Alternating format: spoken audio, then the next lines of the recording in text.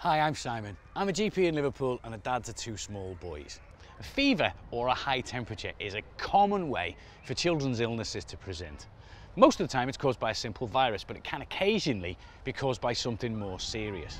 Now, a fever is defined as a temperature of more than 37.5 degrees, and it can be quite a scary thing, but actually it's the body's normal response to fighting infection, and we often see it with snotty noses, colds and coughs. So how do you know your child has a fever? Well, they might feel hot to the touch, they might have a flushed face or feel clammy or sweaty. The best way to know for sure is to use a digital thermometer to take their temperature. Now, these are the thermometers that your doctor or nurse might use, and they're quite cheap nowadays and can be bought from a supermarket, from a chemist or online. Please don't use those forehead thermometers though, because they're just rubbish. So if your child has a fever, what do you do? Well, if they're really well and they're running around, playing and eating and drinking, you don't need to do anything.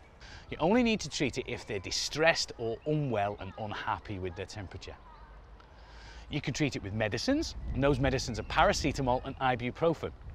And they're available from any chemist or supermarket, but also completely free from community pharmacies under the care of the chemist scheme. And by following the instructions on the bottle, you can give them as alternate doses to help bring your child's temperature down and make them feel better. You should make sure your child isn't too hot. Shivering is normal when children have a fever, so don't wrap them up. But likewise, don't strip them off either. A single layer of clothing, like a vest and pyjama bottoms, should be enough to keep the child at the right temperature. The vast majority of causes of fever get better on their own within 5 to 7 days. But if you're concerned and you need some advice, you can get that advice freely and available from your GP, from NHS 111 or from community pharmacy.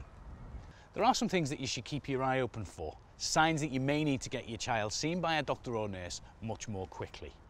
If your child has a fever and tummy pain, if your child has a fever and is struggling to breathe or is breathless, if your child has a fever and has pain when they go for a wee, if your child has a fever and no other symptoms at all other than a high temperature, or if your child has a fever and you notice a new rash, or if they're just getting more unwell and you can't think why that is, despite all the advice that you've heard today, then you should seek help.